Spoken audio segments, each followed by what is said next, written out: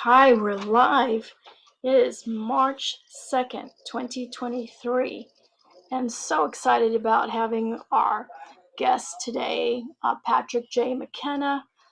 He's the founder of Virginia Coalition Against Human Trafficking, and it's a great way to showcase EnJewel in a podcast to help to educate, to empower, to share advocation so that we can grow advocates in our community. Of course, I'm in the state of Virginia, in Virginia Beach specifically, and hoping to have some great response and getting people more engaged and to feel empowered once they receive the education. So that's what this is all about. So I'm hoping that we can get more folks to get involved and to be empowered by receiving the education. Hopefully we'll get Patrick J. McKenna on. Raquel, are you on? Hey, Naomi.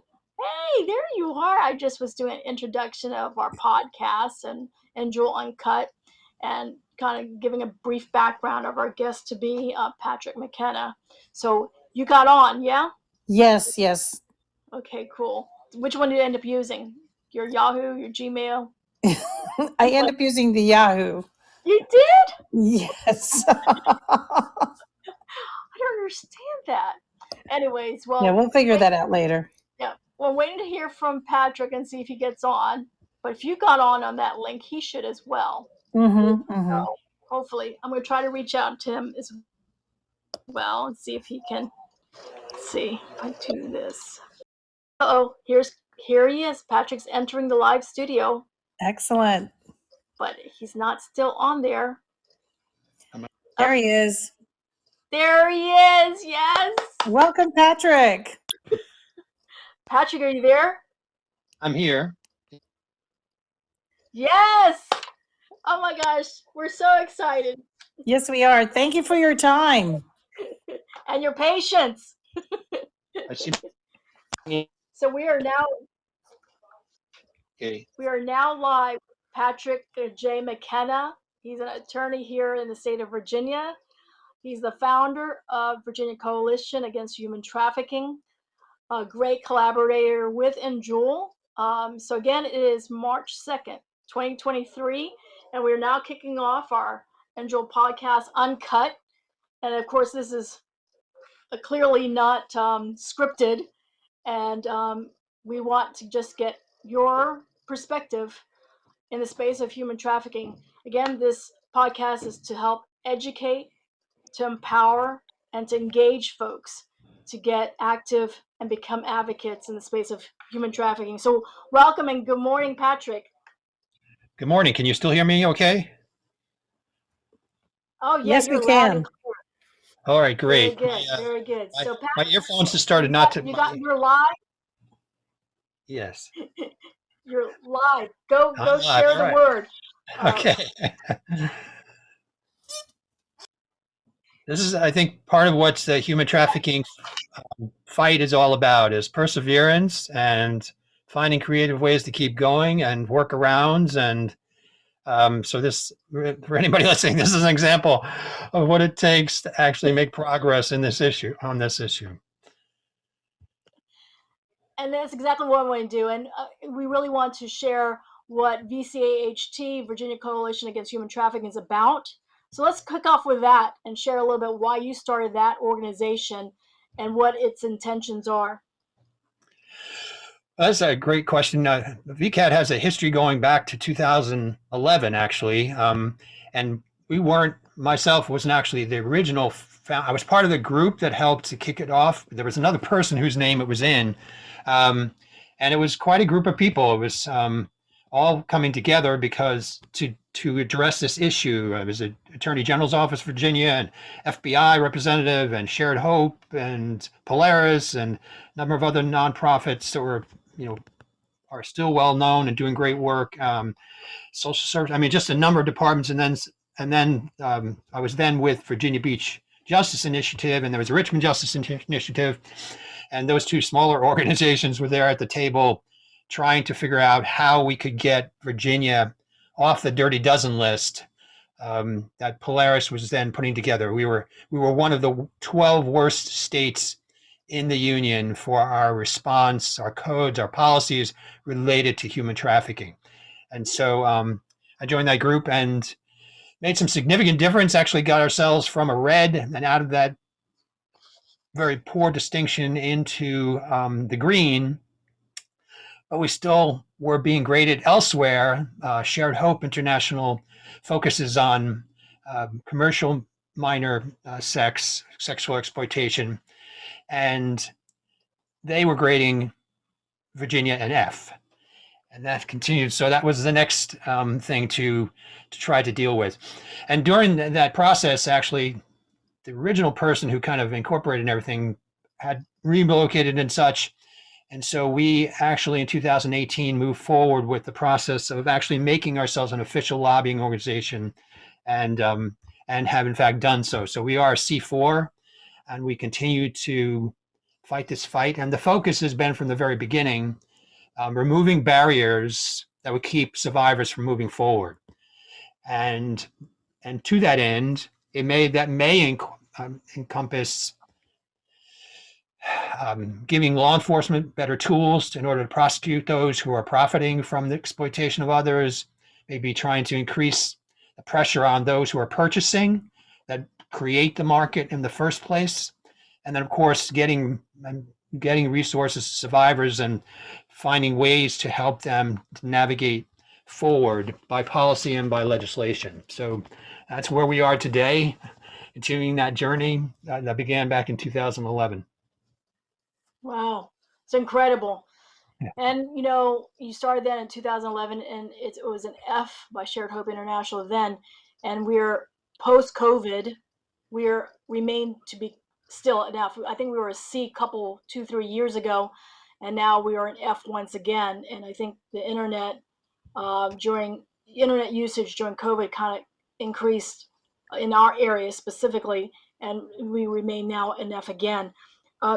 Why would you share with us, because everyone always says that, yeah, human trafficking happens everywhere, and then, yeah, it happens in the United States, but they don't ever think it to be in Virginia. Can you share why Virginia is and was part of the Dirty Dozen, why it becomes a space where it remains to be a space for human trafficking? Well, we're really the perfect storm for it, quite frankly. It'd be a bit of a miracle if it weren't happening here, or the fact that our citizenry were so attuned to the signs and all those players that are likely to see this were so attuned to it that traffickers were afraid to come here for fear of being prosecuted. So, and then buyers would be more fearful that they would be prosecuted, for going forward. So a number of factors. And you just have to look at the fact that, first of all, we're on what's called the circuit. So up and down the eastern seaboard, men and women can be trafficked because we have the interstates. So we have major interstates flowing through Virginia as up and down the eastern seaboard. And organizations, I've worked with folks from New York, Maine, Pennsylvania, Florida, Georgia, South Carolina, all somehow being intercepted here, at some point in their trafficking experience. So we've got that going. We've got a heavy military presence at several places in the state, and unfortunately, much as I may love and respect our military, the job they do each day, it has been traditionally a place where you'll find trafficking going on, and you don't have to. I'm speaking. We're down in southeastern Virginia as we're talking, Naomi, this morning, and if I were to go on any of these social media sites or go up near any of the bases, I'm going to find an increase in, let's say, I would call illicit massage parlors. The ads that are posted on these sites target military people. So you've got that presence. And then you've got a great deal of tourism that comes into our state that can bring it. You've got homeless youth and such that come because they think, oh, I can have fun in this state, especially like down in our area with the beach and everything. But they don't have any support network here. And so they're easy prey for somebody looking for them. You've got the J1 visa student programs, which many organizations, participate, and the students get a great experience, but there are also a number of organizations which are very shady and lend themselves to exploitation. You've got high transience that happens by virtue of people coming in and out, whether it's Northern Virginia, Central Virginia, or the West. And we can't leave out the western part of the state because we have the I-81 corridor where we know there's traffic happening there. So really, virtually, there's no place in the state where this issue is not where this is not an issue. But more often than not, it's the fact that we don't know what we're seeing, and therefore don't know how to what we may have a check about in our heart spirit. We're just not quite sure what to do with it or how to process it because we really haven't been properly trained to know what the signs are and to what to do when we do see those signs. I hear you, Patrick. I know that your organization was highly active in this past General Assembly. And there are certain bills, and that's one of the key things of VCHT is really to educate folks of legislative bills that need to be passed in order to strengthen our state and being more preventive or to help stop traffickers and buyers. Share with us some of the things that just happened just recently, and some things that were your success, but then also things you continue to fight because they didn't work or they didn't pass, and we need to get people to get more involved. Tell us more about that so we can hear who needs to help us out so we can strengthen the state of Virginia. Well, that's a great question. So we did have some victories this session. We're grateful for those victories. And I'll begin with one which I've been working on for the last several years now. Finally, we're seeing it. I should say the General Assembly officially has actually ended session, and now it's just a matter of some cases they're still crossing some I's and dotting some T's in order to be able to put certain bills on the governor's desk. But one of those bills is related to civil actions for trafficking and those who've been trafficked. And we should probably guess for those people tuning in that may not be familiar or think they've heard about human trafficking, not sure exactly what it is. Essentially, it is the exploitation of a person's vulnerability, whatever that may be. Could be for love, it could be for greater opportunity, but whatever that vulnerability is, somebody exploiting it through fraud, through making a lie to a promise that they really don't intend to keep, but will use to ensnare the victim. It could be through coercion, where there's some sort of threat of force, or to them, or to the family, or some calling them out if they're here illegally, so to speak.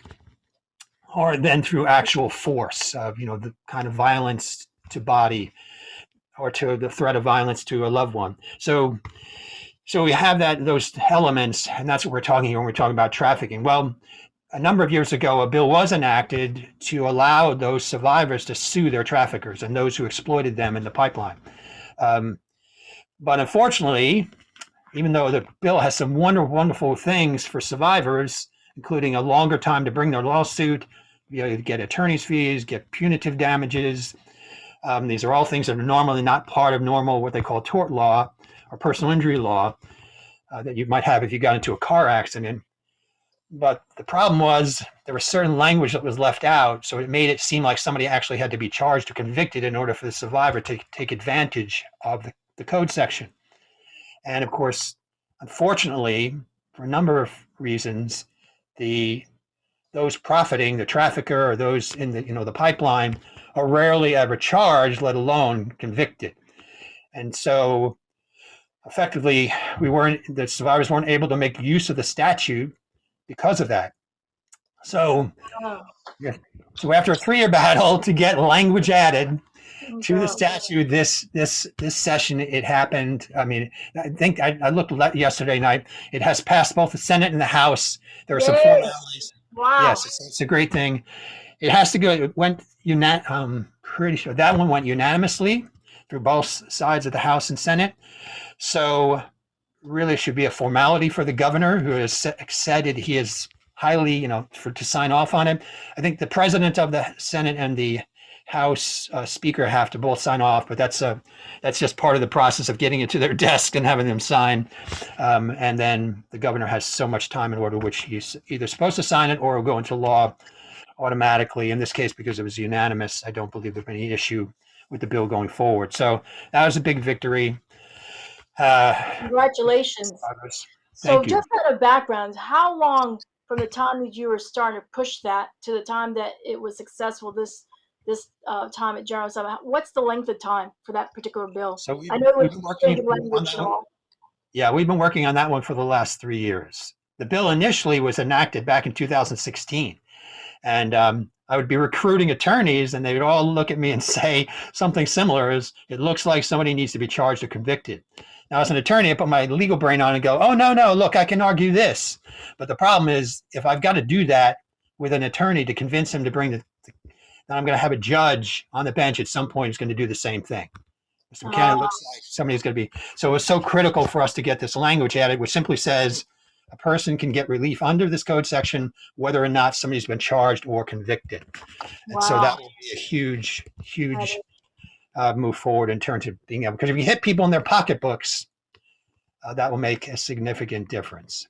Yes.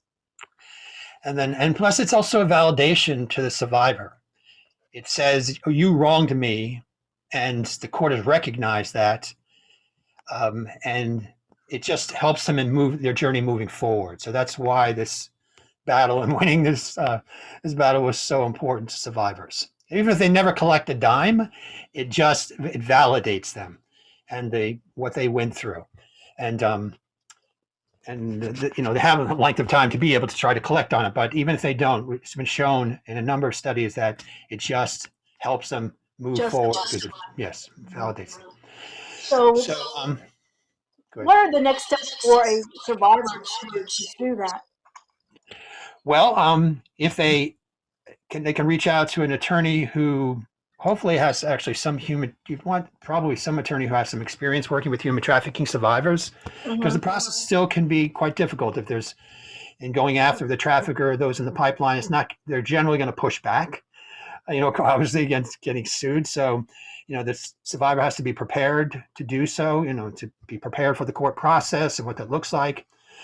To the extent it's possible to gather evidence and put that together, that's going to be part of it. But it will be finding an attorney who's willing to take their case and go forward with it. And frankly, our organization can help direct. Well, there's another organization which I also help facilitate, and that's called Just Free International.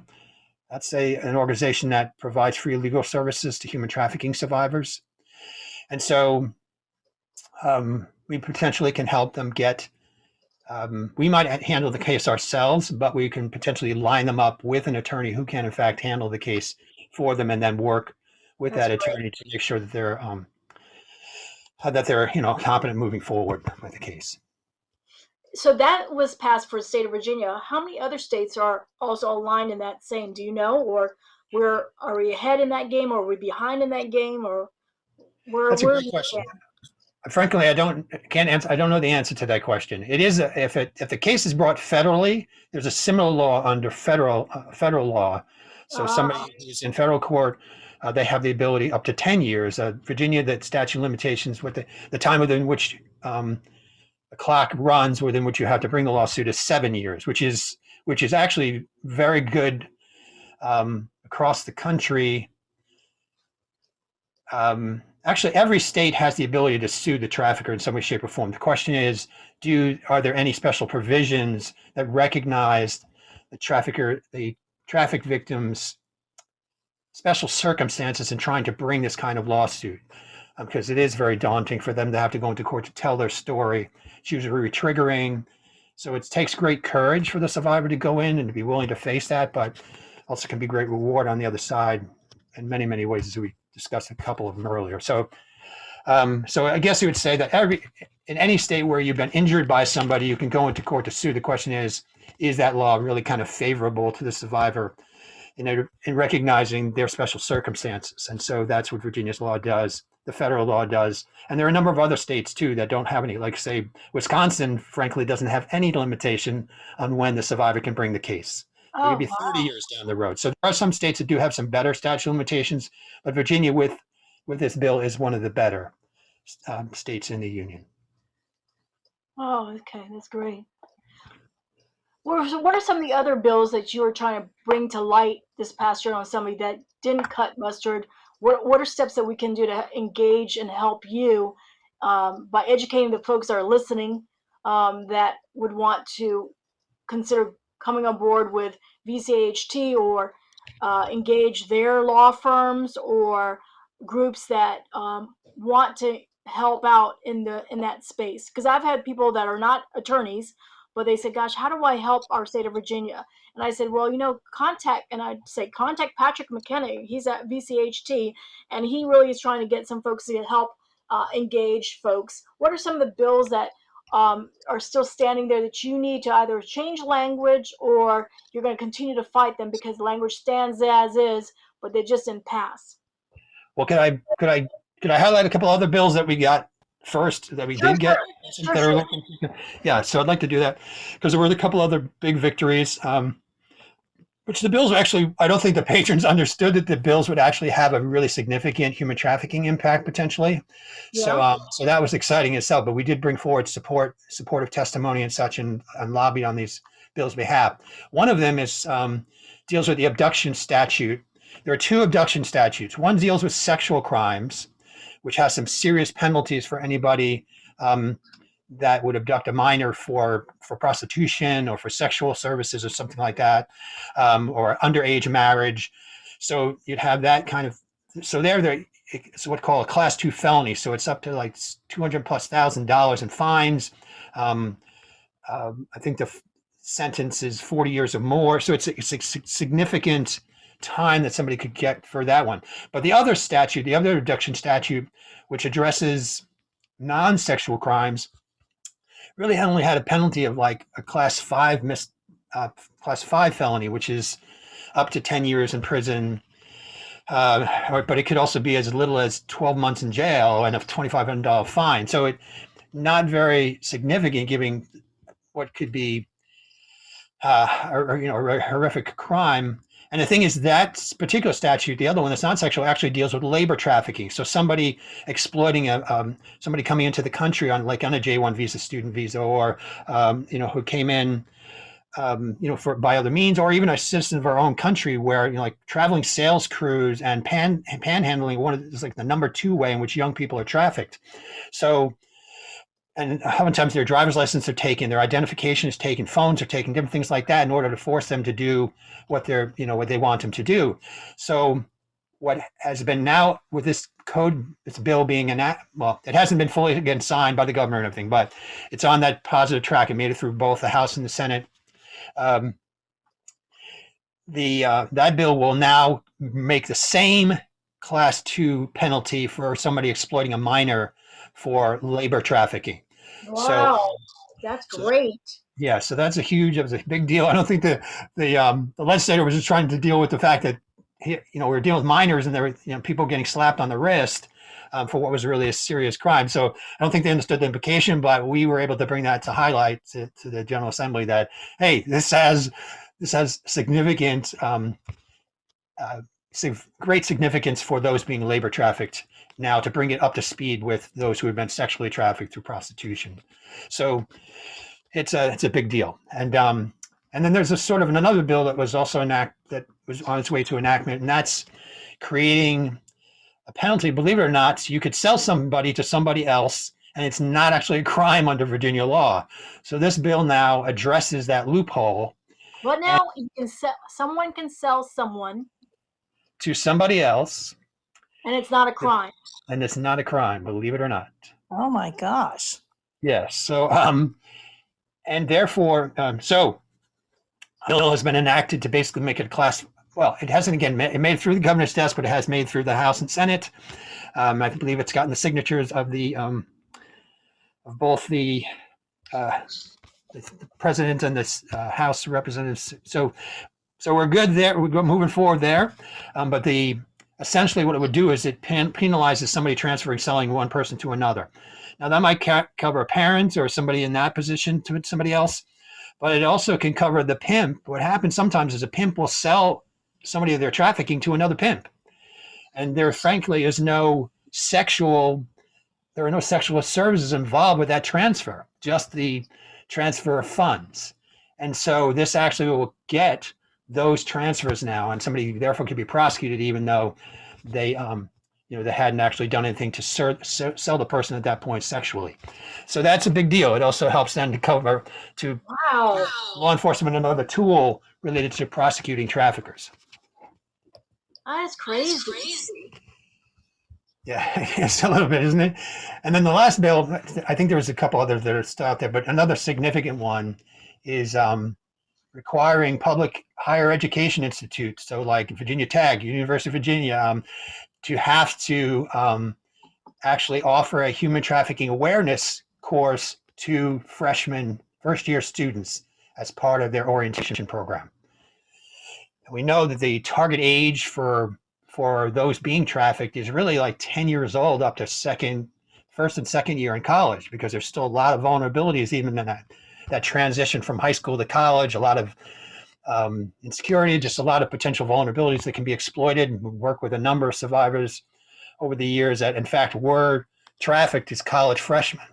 So so it is that's a big deal, and that bill is on its way to the governor's desk.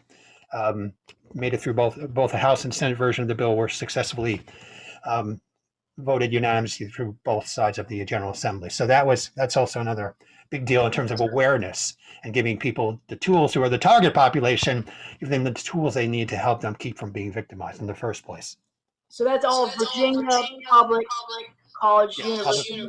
Yes, public institutions of higher education to develop policies related to trauma-informed human trafficking awareness, and prevention training. So they offer it, not required or mandatory, but it will be mandatory actually.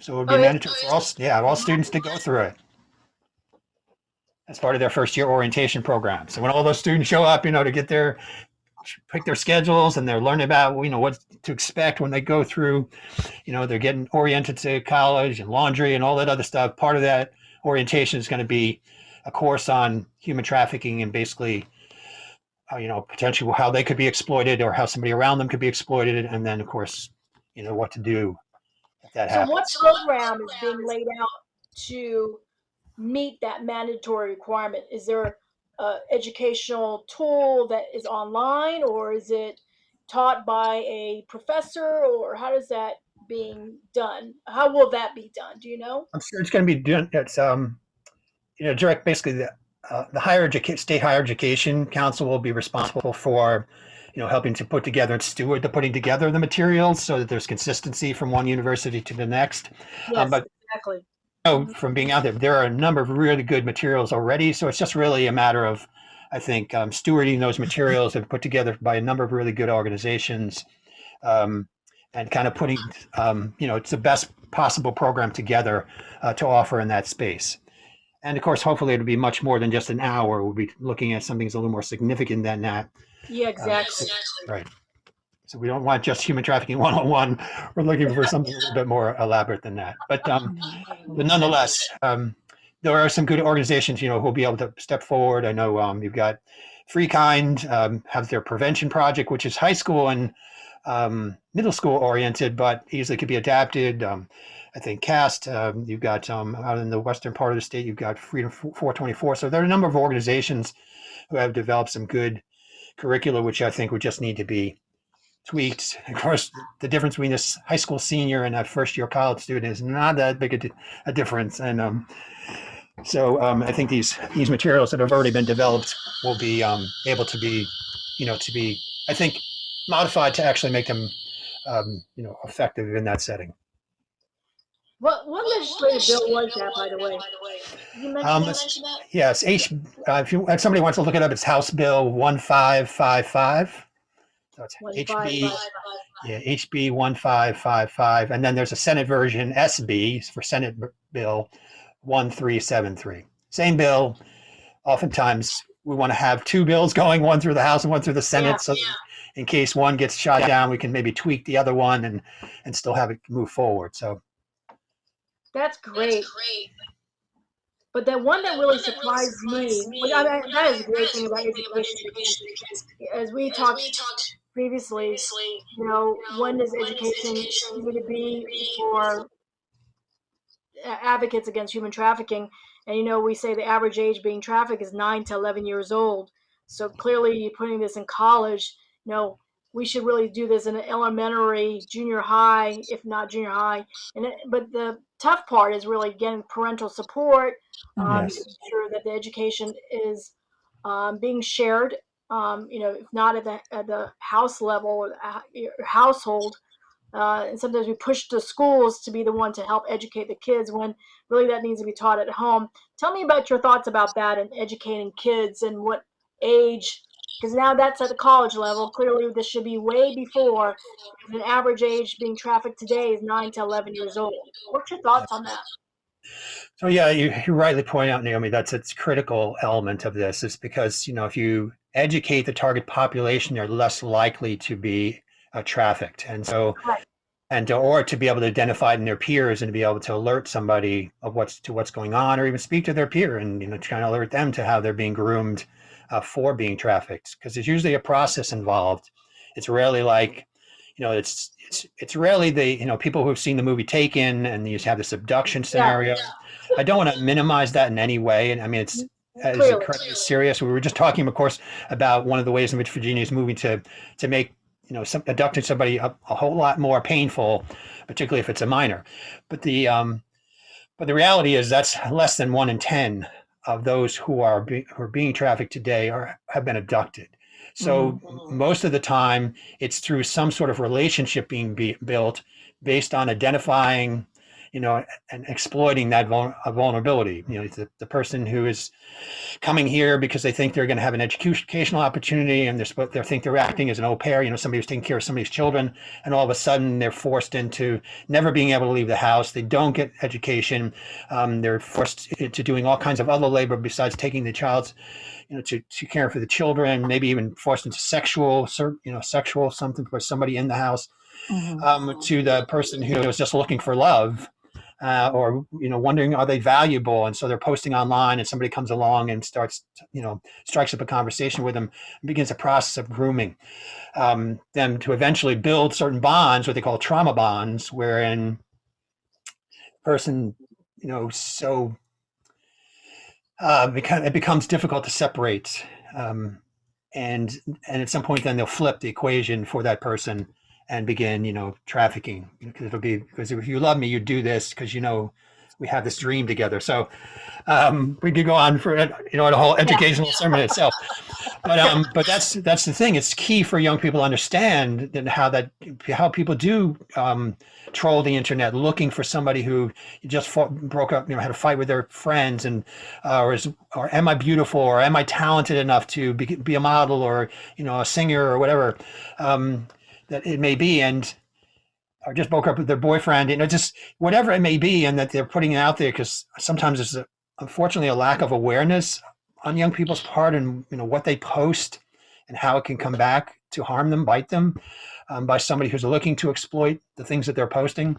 So it's so critical that we're starting this education young. Certainly in middle school, I don't think is there, because there's some studies saying the average age is somewhere between 11 and 14 for those who are exploited.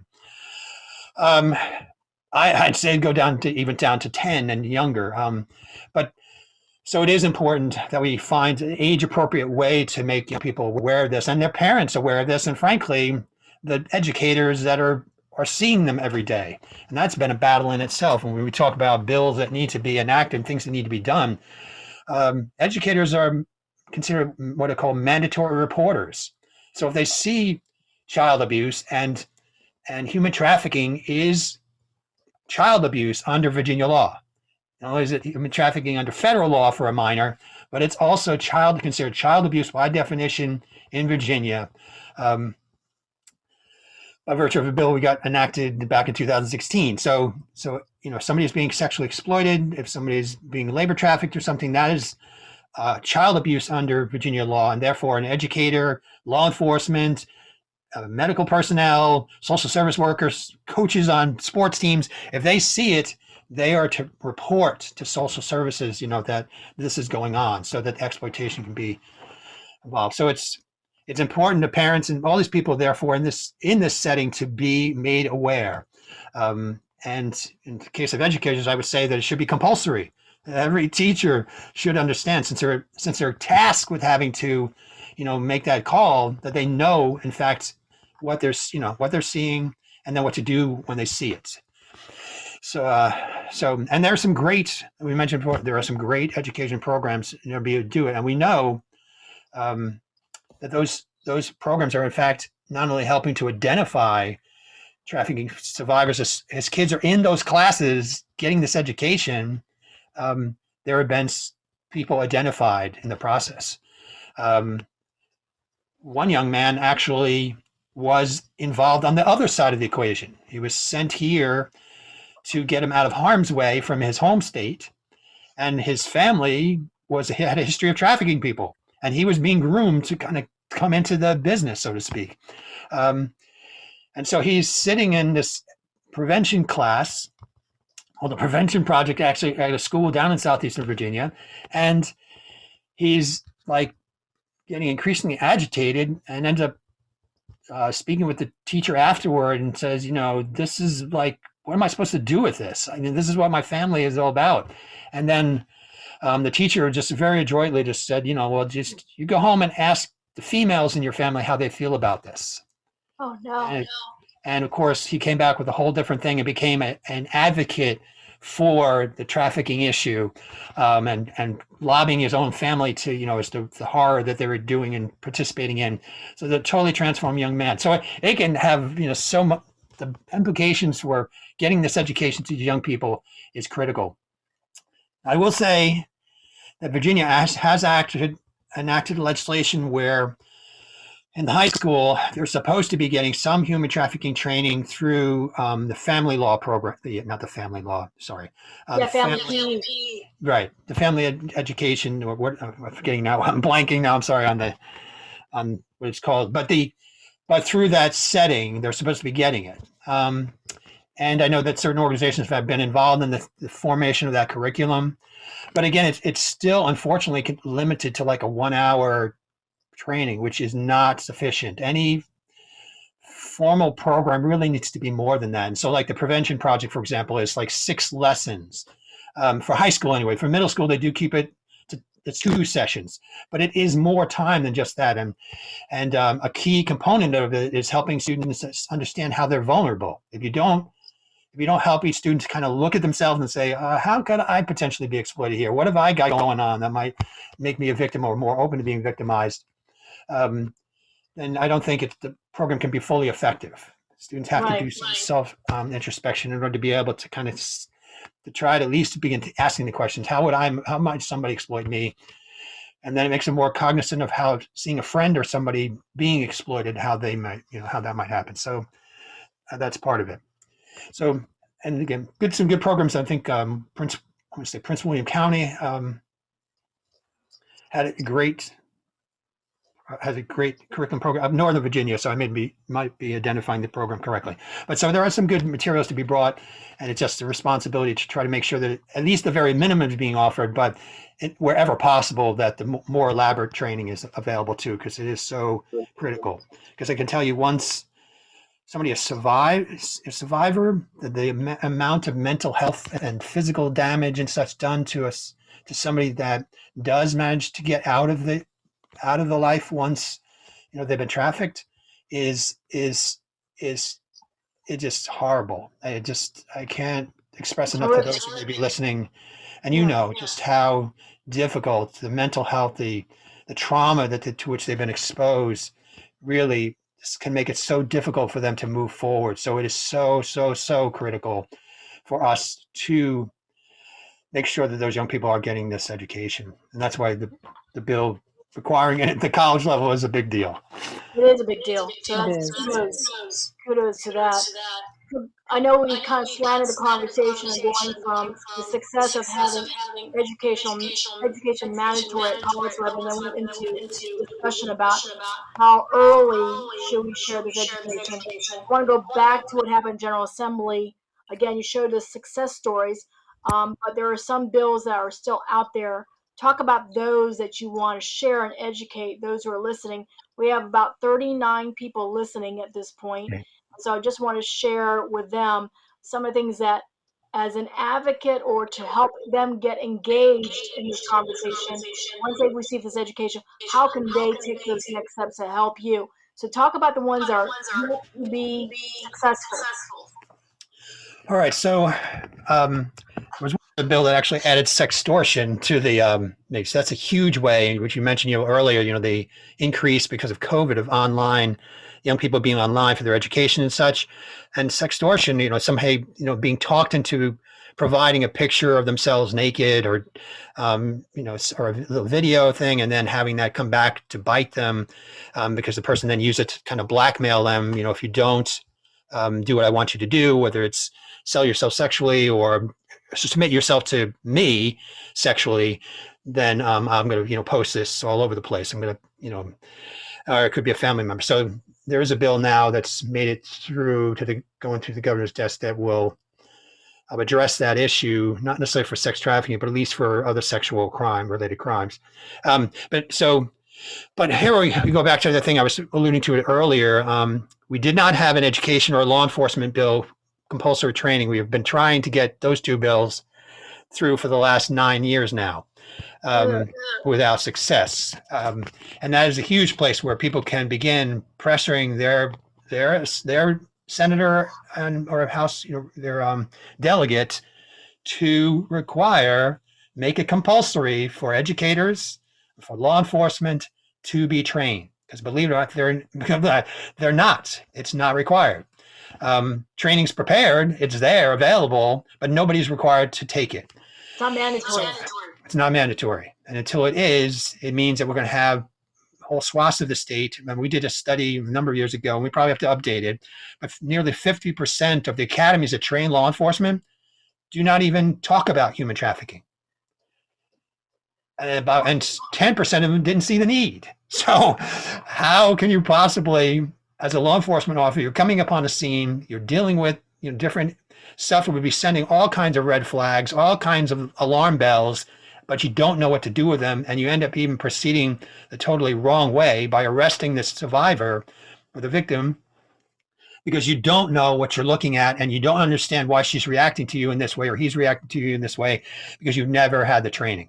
Even though it's out there and available, people are busy, and if you don't prioritize something or make it a priority, then it can often be pushed aside for other things that seem more pressing. Because these cases can be very difficult to prosecute and such. So, you put your resources elsewhere. So in any event, or educators. So this is key. So this session, we were focusing on getting healthcare workers trained, mandatorily trained. Right. And unfortunately, I will say a bill is going forward to the governor's desk. But it, again, is another situation where healthcare providers, at least the organizations that supposedly represent them, pushed back and said, no, we already have too much. We're just being through COVID, so please don't do this to us. So I sort of got that piece of it, but we were willing to delay the implementation of it to kind of give them a chance to kind of regroup, because obviously COVID was a horrific nightmare for those in healthcare, and in some cases still is ongoing. So we understood that, but we also understood that nearly anywhere, studies amongst survivors show that anywhere from 69 to 80-something% of them were seen by a healthcare provider for situations directly related to their trafficking. So either an emergency room, a gynecologist, or any number of other healthcare professionals seeing a human trafficking survivor, with only 6% of those seeing them having had training as to what they should be looking for and what to do if they saw it. No, so you've got a huge number of people that are going into the healthcare system, being brought there by the trafficker, or somebody being, controlled by the trafficker being brought there, and conditions that speak of being trafficked, and or the behaviors of the trafficking victim or those bringing them to the hospital, and no one having the training to know what to do, or to what they're seeing and how to translate that. So it's a huge deal. So a bill is going to the governor's desk that will essentially say, okay, well, we have the power to create a 2-hour training related to any topic.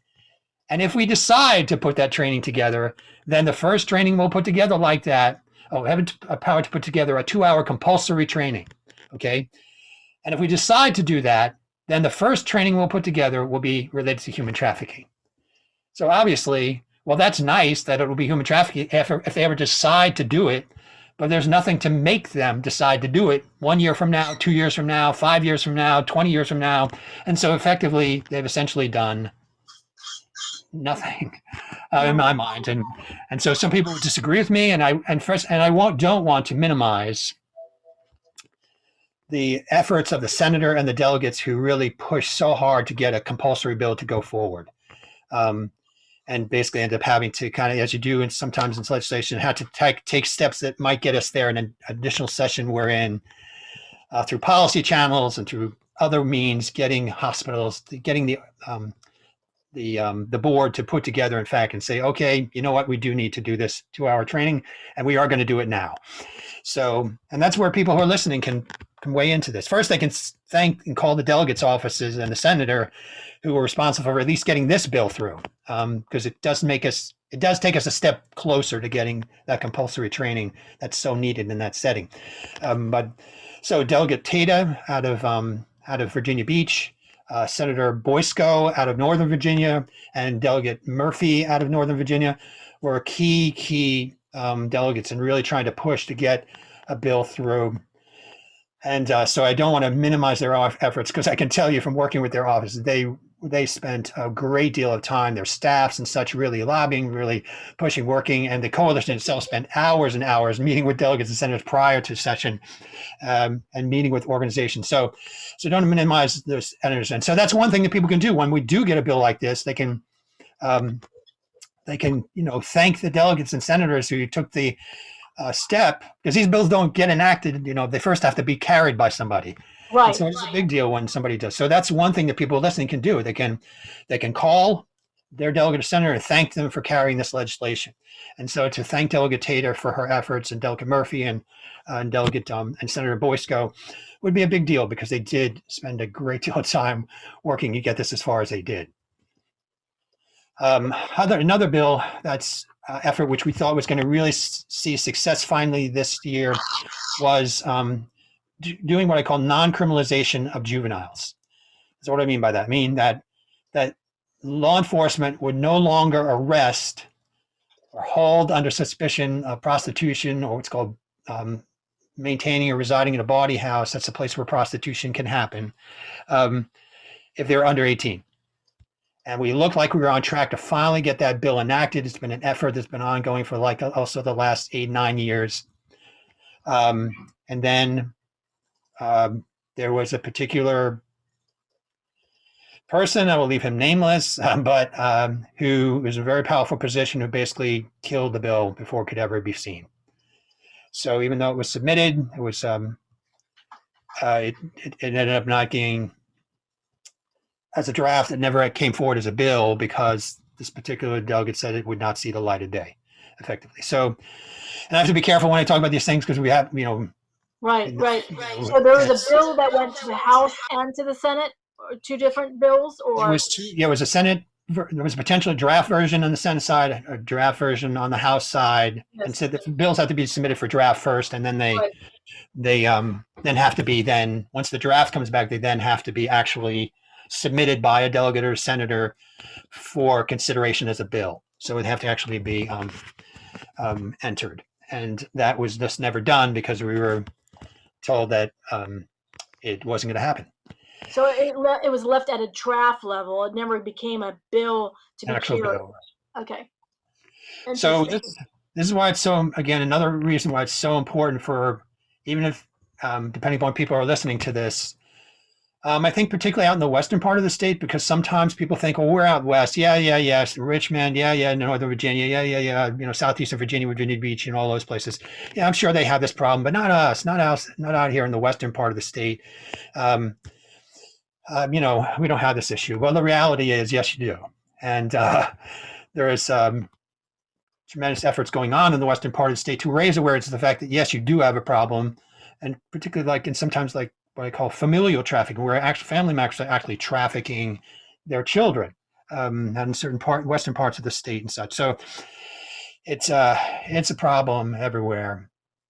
And it takes the people who are listening to get on the phone and make a call to their delegate or senator saying, what are you doing about human trafficking?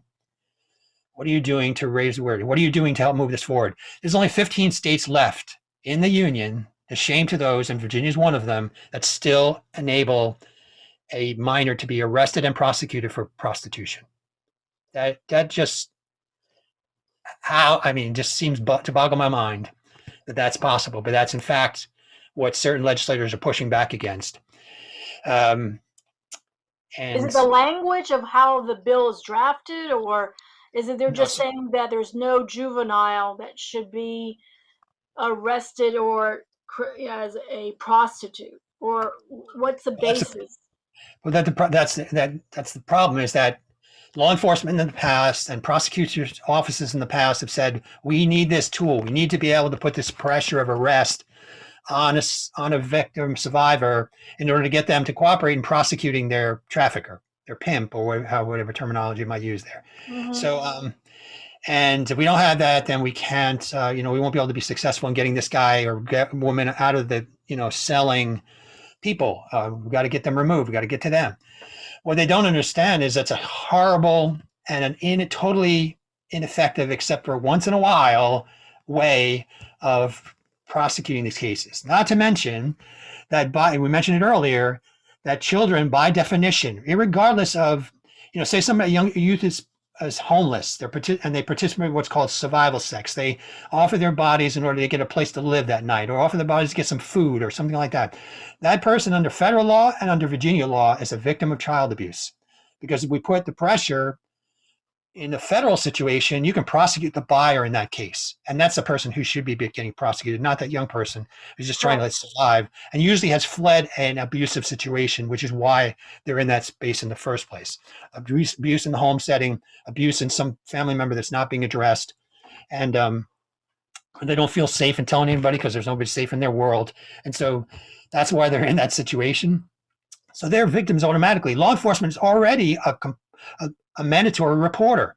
So it just boggles my mind that a law enforcement officer could think that he could arrest somebody and that Commonwealth attorney would encourage them to prosecute when that child is, by definition, under our current law, a victim of child abuse. And so people really have to get mad about this and start calling their delegates and senators around the state saying, why are we still prosecuting young people? Because, in fact, and why aren't we making resources available to make sure that that young person has a path to success?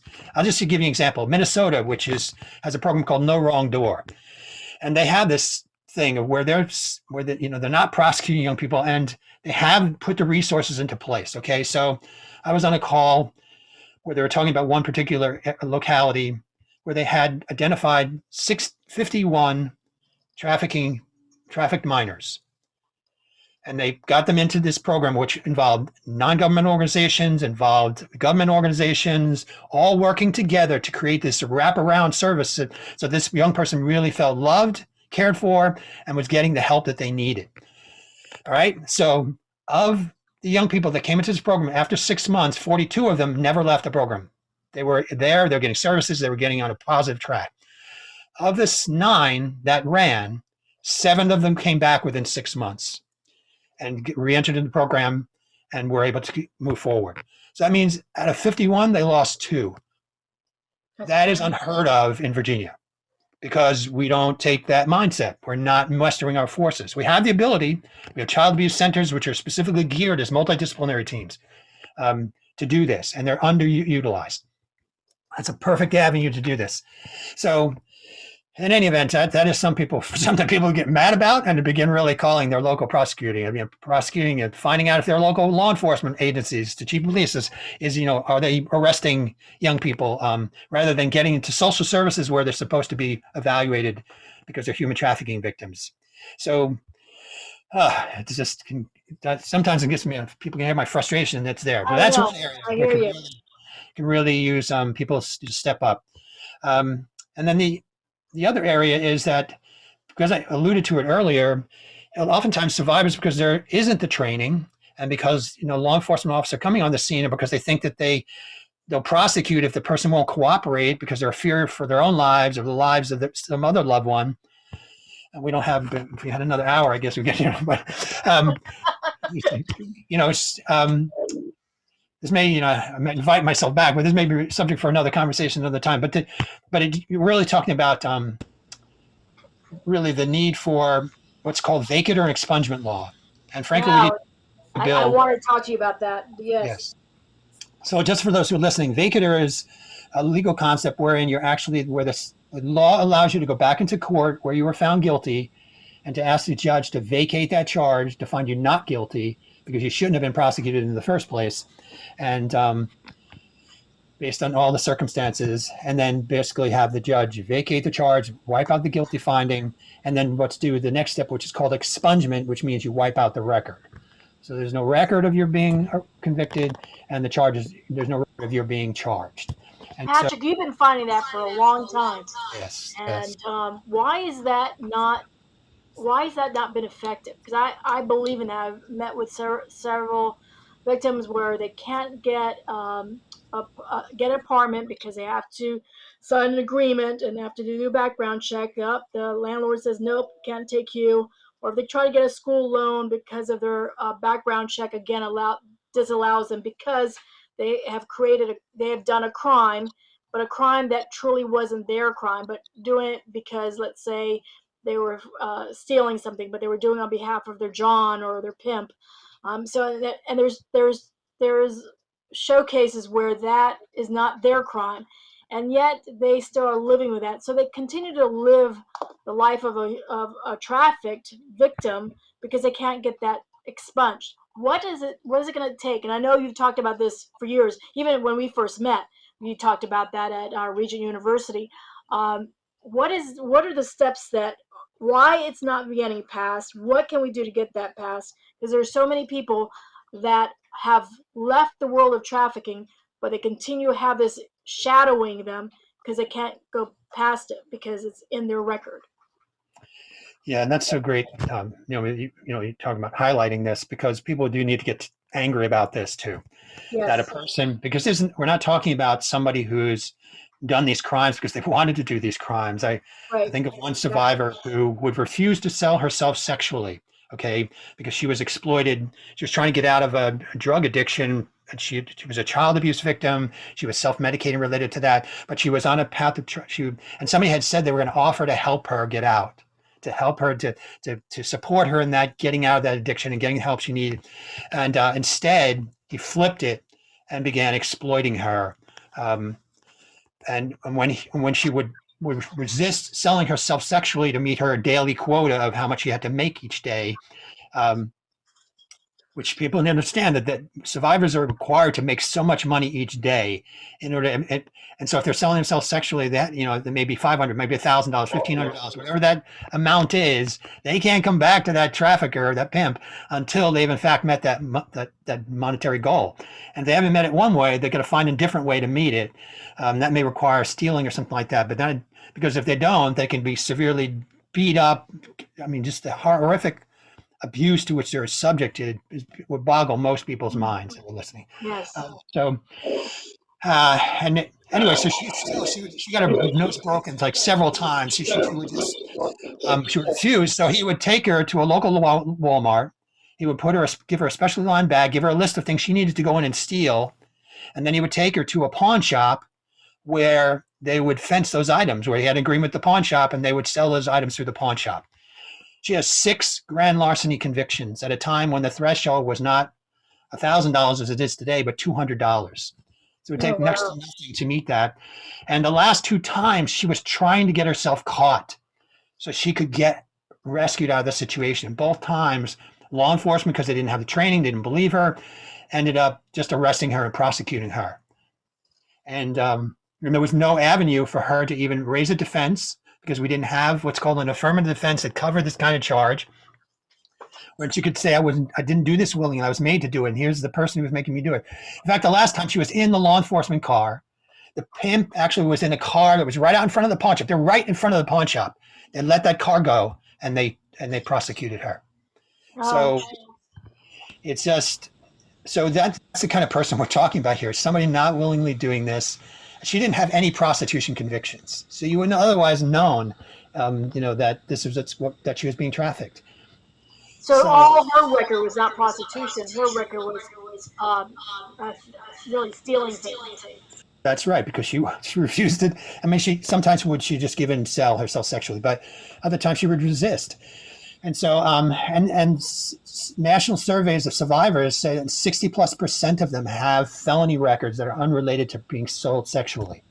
People need to understand that. And these records, as you noted, well, prostitution itself, that can be used by a landlord to exploit them.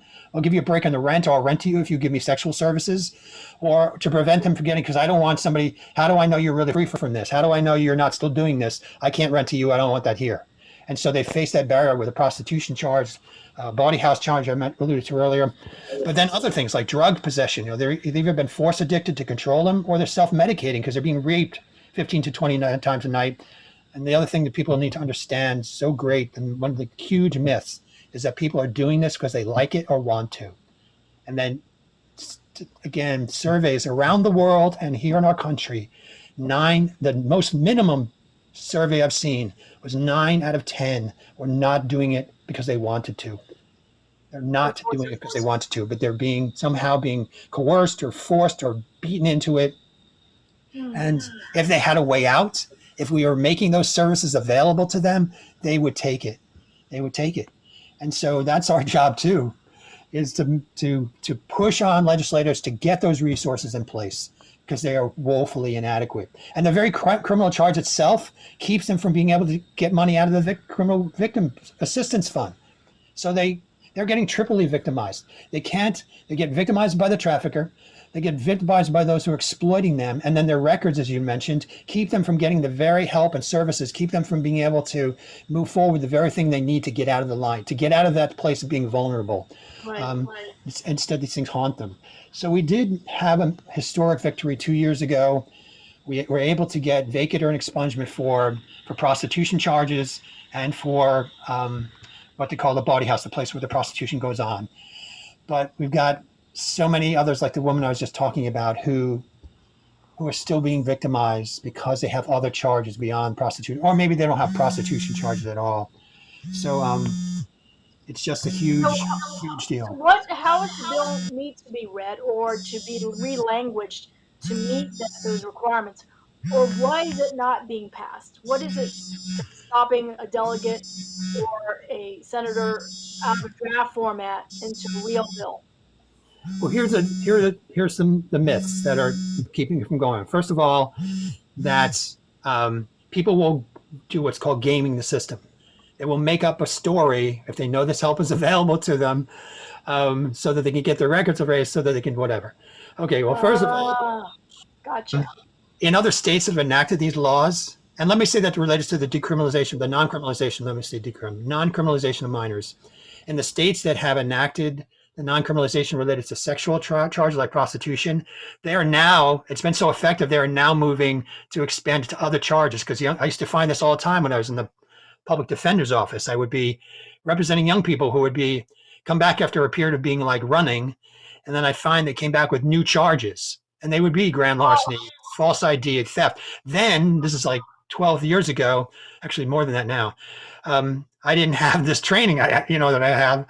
So I didn't know that these were red flags, that there were probably trafficking going on. So in any event, it's this idea that people will make up the stories. Well, first of all, in other states, in fact, Florida was a bill we modeled our initial drafts back in 2018 after, and then we've expanded them since that time. But talking down there, they were not seeing people trying to game the system, and they were not seeing, the other second thing is a floodgate of litigation. All these people are going to try to run into court and get this relief.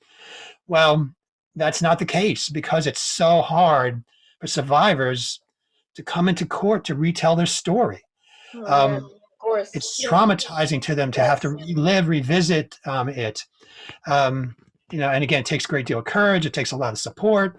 So it's just not that easy. So neither of those two scenarios are raised. And then the other thing is that somehow traffickers are encouraging people to go ahead and get criminal charges because they can come back into court later and get them removed. And the reality is, the only way you get them removed in an expungement or vacatur situation is by identifying the trafficker. And no trafficker wants to be identified. I mean, Part of our concern actually with getting a bill that's more expanded through is that one of the ways in which the current code section has to be amended is to allow the records to be sealed so that traffickers can't, in fact, know that these charges there. Because I can believe you, traffickers are not interested in their names being known. Everything they do is to make the survivor take the fall, to make that person, or what's called the bottom, take the fall. Others people there take the fall. They're not, and they're very successful at doing that because of how they brainwash, manipulate, and break down the survivor to not trust law enforcement. It's just anyway. So there's a part of the pushback, and so again, it takes the public, it takes the people calling their delegate, calling their senator. Is why are we not allowing survivors to come into court to get these charges removed? I mean, when I talk to people, they go, "What? You mean they can't get this removed?" They're incredulous, but their delegates and senators are not hearing. And I can tell you this, that, and I've had this confirmed both at the federal level and the state level, for every call that somebody who's listening to us makes to their delegate or senator, or to their congressman or senator, United States senator, that representative takes that call, will multiply it by 10. Oh, gosh. Because they figured that for every person who's making that call, there are 10 more out there who have the same opinion, just haven't taken the time to call. And so you actually are 10 more people than you realize by actually getting on the phone, sending that email. It makes a difference. It makes a difference. It does make a difference. And so that's, when you look at these bills and see, in some cases, the people voting against them, you want to find those delegate senators and start calling their office and saying, "What are you doing? Why are you pushing back against this?" They need to feel the heat, because that's what moves them to take action. There's a person that just commented and said, "You email me bills that are in our area," and this person says it looks like they're in Richmond. And is there a bill that I need to talk to my delegate or my senator? So I guess the next steps. Here's wanting to be an advocate and to get engaged. They just want the specifics. So one of the things I'll do after this podcast is actually get the specific bill number, which is a House bill or a Senate bill, whether it's a draft or a real bill, and then actually say where things are at specifically in the sponging of, and I guess this person's asking specific on the sponging, because that's what we're talking about right now. But clearly, if you send me a commentary, please be more specific as to what you're asking for. But just in general, Patrick, I think we just need to be able to engage people we're educating them now. Obviously, we got their interest. Mm-hmm. We are now at 59 people. And so there are people that have called people to, hey, get on this podcast, which is great. Yes. Because there's a lot of these people I don't know. I don't think I know any of them, actually. And so that's great. But we really need to we've activated them. Now we don't want to lose the momentum. Let's keep it going. So I would definitely invite you again, Patrick. But I wanted to close. Well, let me just maybe you can do a little advertisement here. Go ahead. So maybe we can do a little advertisement for those people who are listening. One way that they can support the effort is it does take funding to be able to do the public announcements, to do programs on local radio and on television, cable networks and such. So they can become an advocate. They can become a member of the coalition by going to our website and filling out the paperwork and paying a very small fee, which we ask on an annual basis. But for somebody to become a member, they can pay a $35 annual fee and then, help support those efforts. Because part of those monies also help us to reimburse survivors who take courage and actually come up to the Hill in Richmond and actually help provide, speak to delegate senators, provide testimony. Some very, very brave, my hero, men and women who are making that effort to expose themselves, to put their story out there in order to help others so that others aren't exploited or who get the help they need. So that's one way. So, it's very simple. I mean, if they got on the podcast, they just go to www.vcaht, the initials of Virginia Coalition Against Human Trafficking. So if they go to vcaht.org, they'll actually be able to find the bills we were talking about, because we post on there our prior years. So from 2011, 2012, and are the bills that we're working to get enacted this year are going to be on the website. People can find tools on the website, examples of how to write your legislator, how to make a call to your senator delegate, what kinds of things you should say. We have opinion papers on there. So just a variety of tools that can help somebody. And if they want to take even a greater step and being more involved, then there's different other advocate levels that they can join at higher levels, or they can have their organization or their business become an advocate. It's not tax deductible. We are a nonprofit, but we are a lobbying organization. So I'll give that disclaimer. But those fees are critical to us. Moving the work forward, and there are no paid staff. It's the only people being reimbursed anything are those survivors. We do reimburse people who are making the trips by way of mileage and such, but primarily it's a funding source also to support survivors who are taking the time to come and taking that courage. So that's a huge way in which people, so they can actually there find these lists, and then also I'll be happy to make available to you a list of the bills that were where they are right now, and the ones that died, and the ones that are still in the pipeline, and the copy of the vacant or expungement bill. But they can find it on the website right now if they go there. All right, well, cool. I think that's the best way to actually get them engaged with VCHT. Check out your website, see the bills directly on that, so they can actually be more an advocate that way. So I will push that on our Facebook page and our Instagram. And then, of course, we'll do a podcast, post-podcast, just to get people to know what was said on this for those who missed it. And then we'll also have this available, something they can look at. One of the things I love about podcasts is that they don't have to be here listening at 10 o'clock. They can actually pull this podcast while they're working out at the gym, or they're taking a long trip from here to DC or Richmond or to wherever. So that way it's going to be live at any point in time, and they can reach out to you, Patrick. But one of the things I love about what we do is that we always say this cannot be resolved in my lifetime, your lifetime, our children's lifetimes. So we need to be model examples to the next generation so they become the next advocates. And so I love your story and how you got involved in the space of human trafficking. I want to end with this because I think it's so powerful that the next generation engaged you. And so I wanted you to share as the closing for this podcast, how you got involved to start with. Well, thank you, Naomi, for the opportunity to do this and to brag on my daughter and the other special women. I love it. It's our next gen. Because I was 2010. I'm an attorney working for a large law firm representing banks, mortgage companies, and other credit unions and other such entities, and was working on becoming a partner of that law firm. And my wife and daughter went to a youth rally where they showed a video about human trafficking happening around the world. This is back in 2010, but didn't say anything about the United States. And my daughter had a term paper to write, a research paper, and she thought to herself, hey, if this is happening around the world, is it happening here in the United States? And so she did the paper and found that, lo and behold, it was. And well, she didn't stop there. She gave the paper to her attorney dad to critique. And I was like blown away. See, because I had never heard the terms human trafficking. At the time, I had no clue that this was going on. I thought that, sometimes people refer to it as modern day slavery.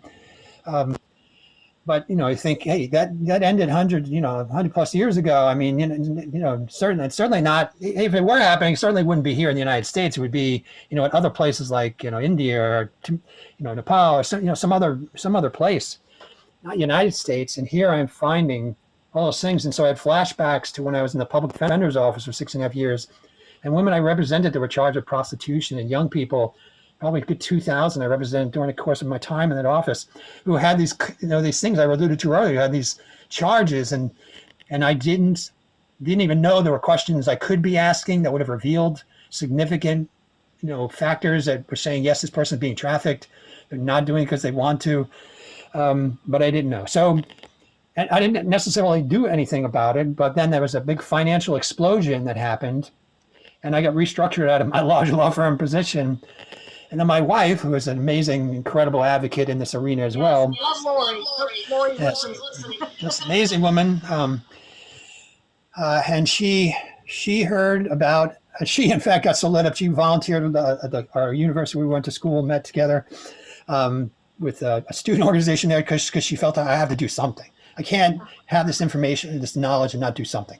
And then through that, she heard about a young woman in Richmond who needed an attorney to help with policy and legislation. And I'm looking around going, God, what are the next steps for me? I mean, and all other doors were closing. And so I got connected with this young lady. Her name is Sarah Pomeroy, who started the Richmond Justice Initiative. And she said, I need somebody to help me, Stuart, to oversee interns so that we can do research and we can start changing the laws in Virginia that make us such a horrible state. Again, we were the dirty dozen at the time. We were one of the dirty dozen. And so for those who joined in, a little later, we were one of the worst states in the union for our laws and our response to human trafficking, whether minors or adults. And so I had that meeting, and then a little ways into it, she said, well, look, I can't be everywhere, and we're getting more requests to have to get speakers. Would you and your wife be willing to get with several younger people down in your Southeastern Virginia area and then start a justice initiative? I was kind of like, no, you know what? I'm really not interested because I didn't want to sit around in a room and just talk about something. My wife and I are both A-type personalities. We got to do, or conversation's important, the awareness and the learning, and that's alternative, but we need to then translate it into action. And that's what we're calling people to do. And so, VBJI was born, and now it's merged with the original RJI, now called FreeKind, and still doing great work in the local jail facilities in order to help identify survivors and give them an off-ramp, to help to connect them with services, to break that cycle of exploitation. So doing great work there. It's a place where people can get involved. And there are other great organizations around the state that we've been able to connect with over the years that people are interested in. The western part of the state, I mentioned Free for 424. Up in the northern part of the state, Reset 180 and other organizations. So there are just people doing great work that people can get involved with beyond the coalition even. And your organization here locally too, you're doing great efforts to raise awareness within EnJewel and these issues. So there's people ways for people involved, but I guess I'd say that my daughter may have considered, not a big deal. But she did take action. She did her one thing, and she has not done a ton since. She's helped with certain, events and such, and she's allowed me to tell her story of how she got me. It was one of the ways in which I got involved. People just need to know that they can do something. There's a saying, we say it quite frequently, you've heard me say it, nobody can do everything. This takes the community. Not law enforcement, not Commonwealth attorneys, not public defenders, not government organizations, not non-government organizations. It takes all of us working together, members of the community working together, because I do believe that we could end this in our lifetime, but it's not going to happen without us, all of us working together, all of us doing our one thing, our part, because everybody can do something. It may be calling your delegate or senator. It may be writing that letter. It may be joining and becoming a member. It may be educating yourself more so you know what signs. It may be politicking your local school board for your children. Make sure they're getting these great educational programs and that training is being offered there. It may be, finding out what your local city council is doing about dealing with illicit massage parlors that are more likely than not in their region, in their community. I can tell you we've got all kinds of them in Southeastern Virginia. And those people that are in those places are the 9 out of 10 who are not doing it because they want to. They were tricked into being here. And for a whole host of cultural reasons are stuck in those places. And so, it's just people can do so. So I would encourage everyone listening, like my daughter, like my wife, who did, my wife did a whole lot more than one thing, but did take steps. She joined a local organization. She did something. And so everybody can do something. They could get their church to invite us in to come and speak. We have spoken in many churches to help raise awareness, because I can tell you there's an expression for those who are faith-based who are listening to you right now. There was an expression with our East African brothers and sisters who are fighting this issue there on that continent. It's called Umutu. And it's a Ugandan word that says, it kind of embodies the principle that within the church are all the tools and assets that are needed to address every modern day social justice issue if the church will only step up and be the church. And so that means that every member of the body of Christ has a place, has a gift, a talent they can bring to this issue and others. And so that's what I encourage people. There's no gift too small. Remember that they have the power of 10. A call made to that delegate or senator is going to be multiplied by 10. And so they're bigger than they know, and they can do more than they believe, even through that one action. It's like the rock in the pond. It creates that ripple that can affect so many things. You know, the first day I met you, Patrick, you did create a ripple, and I love the fact that we have multiplied so many people to be advocates, Yes. and hopefully Yes. the podcast will engage more, not only here in our area, but in the state of Virginia. And our goal is really to engage more people in the whole state of Virginia, so Yes. we can lift this report card rating. And by looking at all the different areas where we lack, so we can improve on that report card, I think is going to be very helpful. So at least that can become a guide. And I'll share, as a matter of fact, somebody just said, what is this report card about and why are we getting an F? So I'm going to also showcase that in our podcast commentary. Mhm. So again, Patrick, I appreciate your support. I love you sharing your frustration. I hear it. I hope everybody Mhm. else hears the same frustration, but also that frustration comes with passion. Your passion, your compassion for others. And so I appreciate it. And we will be bringing you back because we need to continue this conversation. We're not going to wait until after General Assembly. We're going to have this prior to General Assembly so that we can lift up people to know what's coming up January 2024. So Right. stay tuned, Patrick. We'll try to get him here post summer so that we can activate, engage, empower folks for the fall so we can get more people prepared so they're not just getting it right at General Assembly. We need to get them prepped up. So we'll talk about these bills. Those are a draft. Those are going to become bill. And then we'll also make sure we push for the governor's office to make sure they do become signed, delivered, so people know they need to be enacted. So again, thank you very much, Patrick. And we'll be talking to you soon. Well, thank you, Naomi, day. for highlighting Thank this you, issue. I Patrick. just appreciate the up, and thank you, both of you. I really Thank appreciate you. it. And And for all those listening, thank you. Raquel Sangalang is on our board of EnJewel, and so she is with us, and she's witnessing this conversation. And I'm sure she's got a lot to say about it as well. And so, Raquel, thank you so much for being on board as well. No, thank you. Thank you. All right. Have a good day. You too. Bye-bye.